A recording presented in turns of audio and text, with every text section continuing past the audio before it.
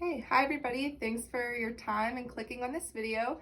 You're probably watching it to have some questions answered, and that's what I'm here to do. My name is Jillian Estevez, and I'm an occupational therapist. For those of you who don't know, occupational therapy helps with individuals across the lifespan be able to do things that they want or that they need to do. That sounds pretty vague, but that's because we cover and we work on a wide variety of things. We help to promote health, independence, and healing for people of all ages who are living with disability, trauma, or an illness. We work on your specific occupation.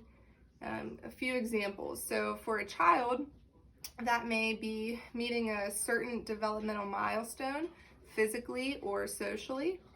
For example, we can do exercises that promote core stability to help you sit upright, maybe assist your child or loved one with autism to partake in age-appropriate play, because that's an occupation of a child. Another example could be a teenager or an adult who has suffered some type of neurological trauma. We can promote improved use of their upper extremity or again their core to be able to play a sport again or return to work. So OT is great because I really think it's the only profession that is totally client-centered and catered to each individual's needs, even though, it kind of falls under that medical model. So I'm a registered and licensed occupational therapist. I'm licensed in the state of Pennsylvania. A little bit of background on me. I've been a practicing therapist for 2 years. I've worked full-time and now part-time in a hospital setting on a rehab unit where I work with mostly patients with neurological conditions such as stroke, some spinal injuries or surgeries, people with prosthetics, things like that. And I'm currently full-time. I'm working in an outpatient setting as a hand and upper extremity therapist, where I treat a variety of conditions, whether that be orthopedic or neurological. Okay, so in regards to the horse side of things, I've been riding ever since I can remember. I was born into it. My grandparents and they owned a boarding stable. Now my family owns it, and we've had horses our whole lives. I was in 4-H growing up, and currently a member of the American Quarter Horse Association. If I'm not at work, I'm typically at the barn. In college or in grad school, I did my research on hippotherapy and its effects on handwriting in kids with autism. So I live and breathe horses. It's definitely been the biggest blessing of my life, along with my family and my health, and the best gift. And I'm lucky to be able to now merge my career in healthcare with my passion for horses. It's super cool, and I feel really, really lucky to be able to do this. So it's pretty exciting for me. And on that note, I'm really excited to be offering occupational therapy services in the spring, utilizing hippotherapy as a treatment tool.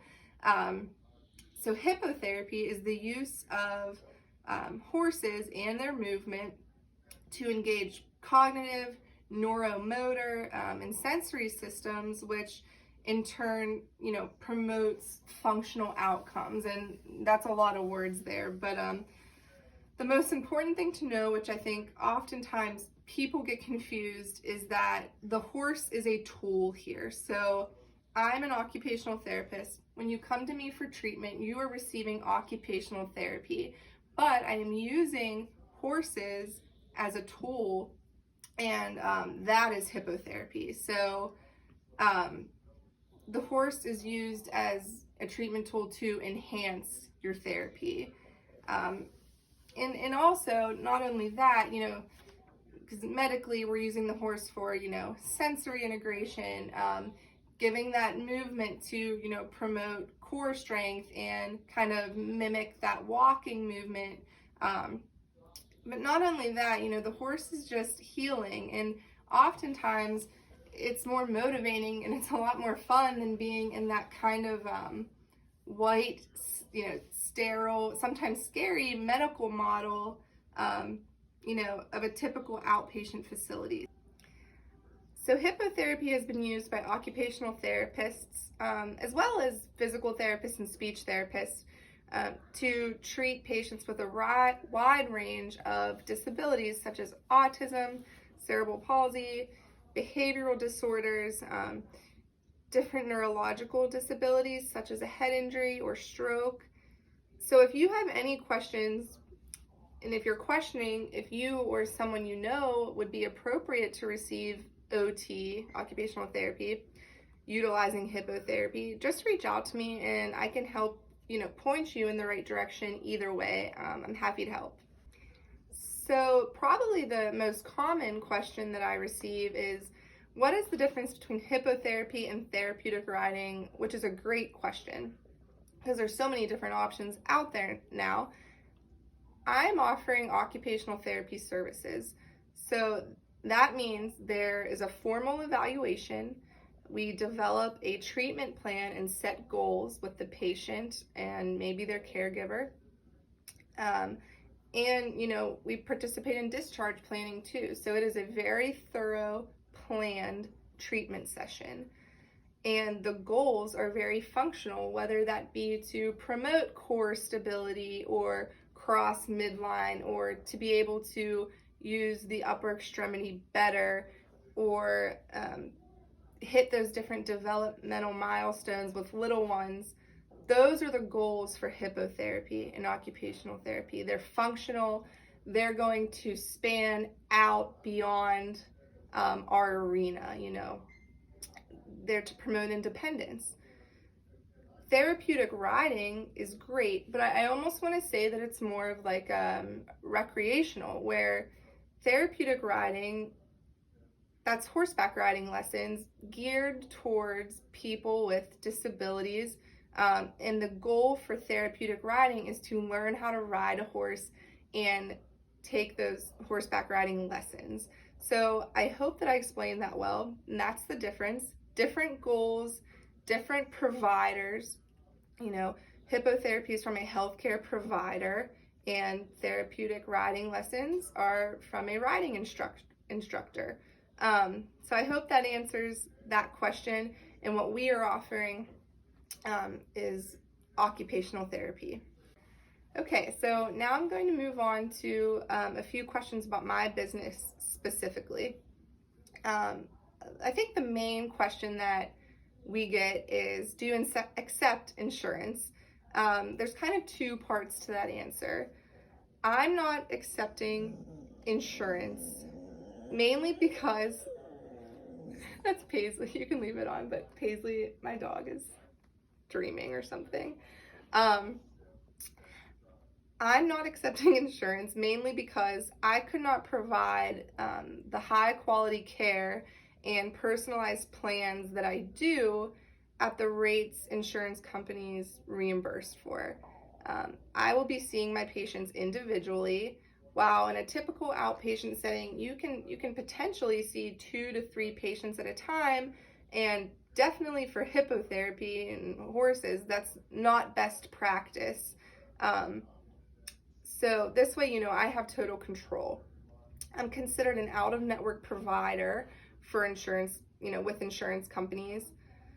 So all services provided on the farm are fee for service, meaning, initially they are out of pocket. You pay out of pocket for these services. I will not directly be submitting insurance claims or negotiating with insurance companies. However, I can provide you or the patient or the caregiver with very detailed treatment notes that you may take to your insurance company, and they may reimburse the services that way. Also, another good thing to note is that my services are eligible medical expenses for a health savings account, an HSA. So you can pay for your treatments that way too, which is great because those are pre-tax dollars if you have an HSA plan. Lastly, I received the question, how can I volunteer? Which is a great question, and I'm super excited about it. So I'll have a volunteer form released soon. Again, you can kind of follow, for now, my Facebook page for that. I am asking, if you're thinking about it, that all volunteers be at least 16 years or older. I will require everyone to be CPR certified and pass a criminal background check. This is just another way that I'm ensuring, quality care at our farm, just like, you would receive at a traditional outpatient office. So stay tuned, and I'm really excited for those of you who want to kind of join in on this. Although my business is not a nonprofit, I'm really determined to make this a great thing for our community. I think it's going to be a great option for a lot of people. There's not too many OT or hippotherapy services nearby. So this is really going to be great, and I would love you to be a part of it. I'm going to need horse leaders, so people that actually lead the horses. I'll need sidewalkers, and probably somebody there during lesson hours to kind of just help get our patients in and out of the arena. So there's definitely lots of opportunity. I'm for sure extending it to 4-H members who would like to be involved, maybe students who are thinking about a career in occupational therapy. So some great opportunities. Stay tuned for those. So I'm really excited to get this moving around May 1st.